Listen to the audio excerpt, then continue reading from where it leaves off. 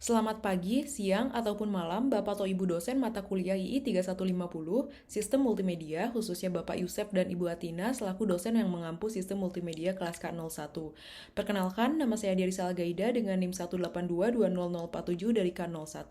Pada kesempatan kali ini, saya akan menjelaskan terkait proses sampling, proses encoding dan decoding menggunakan algoritma kompresi LZW, serta proses encoding dan decoding citra foto. Oke, bagaimana sih sebenarnya proses sampling sinyal satu dimensi terjadi? Secara matematis, proses sampling itu bisa menggunakan operasi konvolusi. Namun, sebelum dijabarkan lebih lanjut, kita perlu mengetahui mengapa proses ini merupakan hal yang penting. Jadi, di dunia nyata, semua data itu bersifat kontinu, termasuk sinyal dan suara. Akan tetapi, komputer itu berbasis digital, sehingga jika kita mau memproses sinyal kontinu di komputer, kita harus mengonversi data analog tersebut ke data digital. Apalagi, digital ini memiliki banyak keunggulan. Yang pertama, data bisa digabung, lebih awet, mudah disimpan, dan yang terpenting dapat dikompresi. Proses mengubah analog menjadi digital ini terdiri dari dua proses, yaitu sampling, kemudian dilanjutkan dengan kuantisasi. Proses pertama yaitu sampling. Apa itu sampling? Sampling merupakan proses pencuplikan nilai pada titik-titik suatu sinyal analog yang dilakukan secara periodik yang terlihat pada gambar pada slide ini. Sinyal sampling ini dapat dinyatakan dengan rumus XSN sama dengan XN tau. Dengan XS adalah nilai titik yang disampling, N merupakan pencacah cuplikan, tau merupakan periode sampling, dan xn tau adalah nilai fungsi pada waktu ke n tau satuan waktu. Pada grafik di slide, terlihat tau adalah besaran antara dua titik sampling. Untuk frekuensi f, berlaku f sama dengan 1 per tau atau 1 per periode. Dalam proses sampling, digunakan operasi konvolusi untuk menghasilkan sebuah fungsi baru yang terdiri dari kumpulan titik-titik sampel secara tepat. Pada prosesnya, operasi ini didefinisikan sebagai integral dari produk kedua fungsi setelah salah satu fungsi dicerminkan di sumbu Y kemudian digeser. Secara matematis, fungsi f dikonvolusikan oleh fungsi G, terlihat seperti rumus yang terdapat pada slide berikut.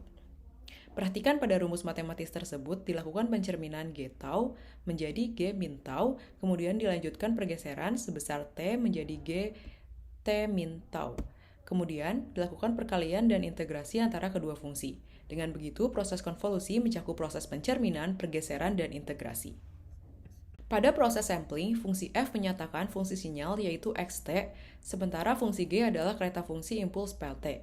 Perhatikan bahwa fungsi impuls bergantung pada besar periode tau sehingga jika digambarkan akan terlihat seperti grafik berikut. Berdasarkan fungsi pada operasi konvolusi dan fungsi impuls, titik sampel ke n yaitu xnt memenuhi persamaan berikut. Terlihat XNT merupakan titik-titik potong antara XT dan PT. Dengan begitu, operasi konvolusi digunakan untuk mencari titik potong antara fungsi gelombang sinyal FT sama dengan XT dengan fungsi partisi GT sama dengan PT. Operasi konvolusi ini akan menghasilkan sebuah fungsi baru yang terdiri dari kumpulan titik-titik sampel secara tepat. Setelah proses sampling dilakukan proses kuantisasi. Proses ini merupakan proses pembulatan yang pada akhirnya akan diubah menjadi bilangan biner. Pembulatan dilakukan karena nilai tiap-tiap titik sampel yang diperoleh masih berbentuk desimal, sehingga sulit untuk diubah menjadi bilangan biner. Rumus kuantisasi per titik dapat dinyatakan dalam persamaan berikut. Dengan XS adalah nilai titik sampel yang mau dikuantisasi, XK adalah nilai yang hasil kuantisasi yang dinyatakan dalam bentuk biner, N adalah sampling keberapa, key floor adalah fungsi pembulatan, yaitu fungsi floor atau pembulatan ke bawah. Dengan begitu, semua nilai sampel berada di dalam range yang telah ditetapkan. Kemudian, nilai tersebut dapat diubah menjadi bentuk biner. Untuk lebih jelasnya, terlihat pada grafik dan tabel pada slide berikut sebelah kanan. Penjelasan selanjutnya yaitu terkait proses encoding dan decoding menggunakan algoritma kompresi LZW. Namun, sebelum dijabarkan lebih lanjut, kita perlu mengetahui apa itu kompresi dan dekompresi terlebih dahulu. Kompresi adalah suatu proses yang bertujuan untuk memampatkan atau mengecilkan ukuran suatu data, sedangkan dekompresi adalah proses mengembalikan data terkompresi ke bentuk aslinya. Nah, kompresi ini dibagi menjadi dua kategori. Kategori pertama yaitu kompresi lossless.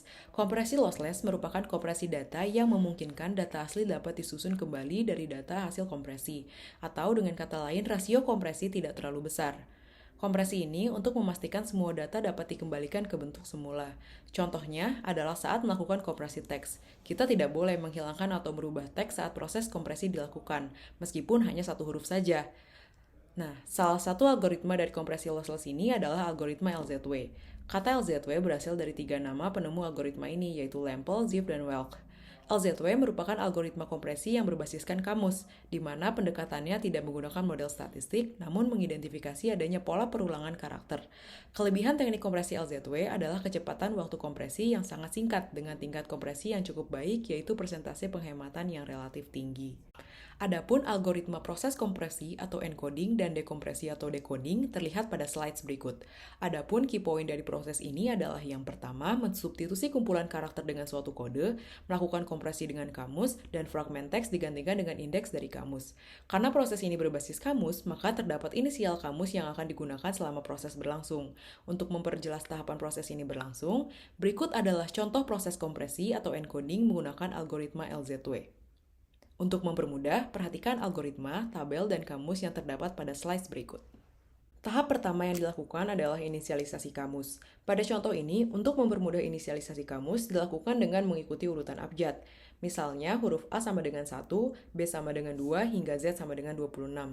Selanjutnya, P diassign oleh karakter pertama dalam elemen karakter. Pada tahap ini, baris pertama kolom P atau input diisi dengan karakter pertama pada kata. Pada kasus ini, yaitu huruf D yang terdapat pada kata Diagaida. Proses selanjutnya yaitu C diassign dengan karakter berikutnya dalam stream karakter. Pada tahap ini, baris pertama pada kolom NXCH sama dengan C diisi dengan karakter selanjutnya dari P. Karena karakter setelah huruf D adalah huruf H pada kata Diagaida, maka karakter H yang dimasukkan pada sel tersebut. Setelah itu, if string P plus C terdapat dalam kamus, maka P diassign oleh P plus C. Karena P plus C itu DH, dan DH belum ada di kamus, maka proses masuk ke dalam section else. Pada section else, tahap pertama yaitu cetak indeks string P. Karena indeks D itu 4, maka pada row pertama pada kolom output masukkan angka 4. Tahap selanjutnya yaitu tambahkan string P plus C ke dalam kamus dan berikan indeks berikutnya. Pada contoh ini, masukkan DH pada kamus dan tambahkan indeks. Karena pada inisial kamus indeks terakhir berada pada karakter Z, yaitu 26, maka indeks DH diberi 27. Tahap selanjutnya yaitu P diassign oleh C. P di sini adalah baris selanjutnya pada kolom input sama dengan P. Karena C pada baris pertama adalah H, maka sel tersebut diisi dengan H. Selanjutnya, lakukan pengecekan apakah kata tersebut merupakan akhir kata atau end of file. Jika iya, maka cetak indeks string P dan hentikan proses. Jika bukan, maka kembali lakukan proses mulai dari proses kedua atau mengassign P dengan karakter C. Jika keseluruhan proses sudah dilakukan, urutkan indeks yang terdapat pada kolom output dan masukkan ke dalam stream output. 4, 8, 9, 25, 1, 7, 8, 1, 9, 4, 1 merupakan encoding dari kata Diagaida. Setelah karakter-karakter tersebut di-encoding, proses dilanjutkan dengan dekompresi atau decoding dengan input hasil encoding pada proses sebelumnya, yaitu 4, 8, 9, 25, 1, 7, 8, 1, 9, 4, 1. Untuk mempermudah, perhatikan algoritma, tabel, dan kamus yang terdapat pada slides berikut. Tahap pertama yang dilakukan adalah inisialisasi kamus. Pada contoh ini, untuk mempermudah, proses inisialisasi kamus dilakukan dengan mengikuti urutan abjad. Misalnya, huruf 1 sama dengan A, 2 sama dengan B, hingga 26 sama dengan Z. Selanjutnya, cewek diassign dengan input pertama. Atau dengan kata lain, kolom cewek ini diisi dengan indeks dan string dalam kamus.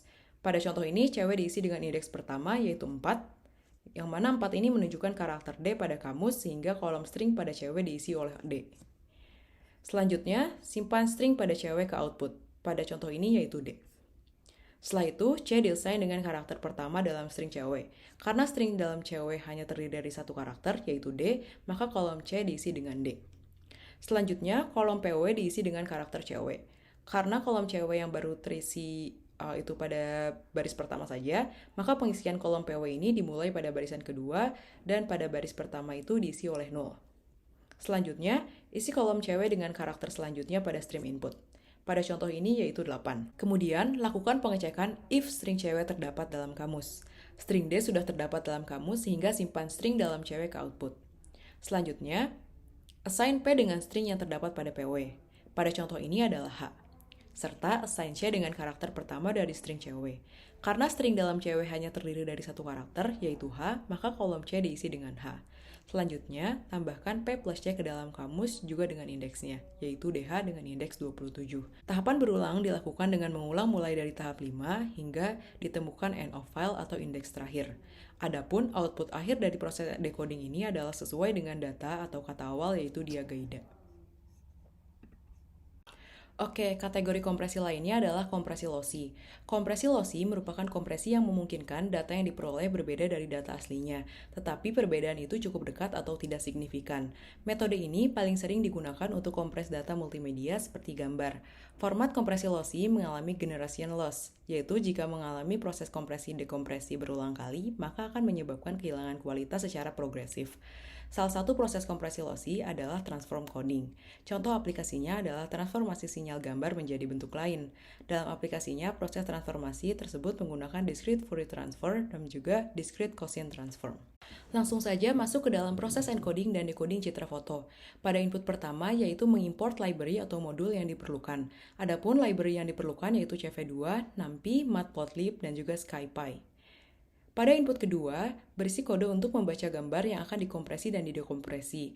Namun, pada library OpenCV, gambar RGB dipresentasikan dengan BGR, sehingga perlu ditransformasikan terlebih dahulu. Untuk menampilkan gambar berwarna menggunakan metode EMShow dari library Piplet. Input ketiga yaitu mengonversi BGR menjadi YCRCB yang kemudian disimpan dalam variabel transcall. Input keempat yaitu menampilkan gambar yang sudah dikompresi. Pada contoh ini, komponen gambar yang ditampilkan yaitu luminance Y, chrominance CR, dan juga chrominance CB. Nah, pada contoh ini, proses encoding dan decoding hanya dilakukan pada satu makroblok dari elemen luminance Y saja, sehingga input 5 mengeluarkan output tampilan komponen luminance Y. Oke, proses selanjutnya adalah proses kompresi atau encoding pada foto. Input ke-6 yang merupakan tahapan pertama proses kompresi yaitu mengambil satu komponen makroblok. Pada contoh ini, komponen makroblok yang diambil sebesar 8x8 pada pixel 300x300. Gambar makroblok tersebut kemudian disimpan dengan nama file makroblok before JPG. Input ketujuh yaitu membaca komponen gambar menggunakan metode imread pada library CV2 dan mengubah tipe menjadi float. Pada input ke-8, proses hanya mengubah array dari gambar menjadi array 8x8 yang merepresentasikan pixel dalam makroblok. Karena rentang warna berkisar dari 0 sampai 255, sedangkan fungsi DCT bekerja pada rentang min 128 hingga 128, maka setiap warna perlu dikurangi 128. Proses ini perlu dilakukan sebelum melakukan transform DCT. Input ke-10 yaitu melakukan transform coding DCT. Perhitungan dilakukan menggunakan library yang sudah diimport. Proses selanjutnya yaitu proses kuantisasi. Proses kuantisasi ini membagi output dari fungsi DCT dengan tabel kuantisasi. Nilai tabel kuantisasi sudah diketahui berdasarkan konsensus. Tahapan selanjutnya yaitu membulatkan hasil kuantisasi. Dari hasil akhir, kita dapat menentukan nilai koefisien DC dan AC. Pada contoh ini, nilai DC adalah minus 52 yang merupakan angka pada posisi paling kiri atas, dan AC adalah sisanya yang mengikuti pola zigzag, yaitu minus 46, minus 27, 14, minus 44, minus 12, hingga 0. Oke, proses selanjutnya adalah dekompresi atau decoding pada foto untuk mengembalikan data hasil kompresi ke data aslinya. Proses pertama yaitu mengalihkan nilai warna hasil kompresi dengan tabel kuantisasi. Setelah itu, nilai warna dihitung dengan rumus inverse DCT menggunakan library. Hasil tersebut kemudian dibulatkan dengan fungsi round. Nilai tersebut disimpan dalam variabel gambar IDCT. Proses selanjutnya, nilai warna tersebut kembali ditambahkan dengan 128. Lalu, makroblok hasil dekompresi disimpan dengan nama file makroblok after JPG. Berikut adalah nilai gambar dan gambar makroblok sebelum melewati transform coding. Dan berikut adalah nilai gambar dan gambar makroblok setelah melewati transform coding. Dan berikut adalah perbandingan nilai dan gambar sebelum dan sesudah pada proses encoding dan decoding citra foto. Adanya persamaan nilai warna pada nilai gambar sebelum dan sesudah menunjukkan proses konversi dan dekompresi mempertahankan sebagian informasi pada gambar mula-mula. Sekian dari saya, semoga video dapat bermanfaat bagi saya sendiri serta orang-orang yang menyaksikan. Dan besar harapan saya, video ini sesuai dengan ekspektasi Bapak dan Ibu dosen sistem multimedia. Terima kasih.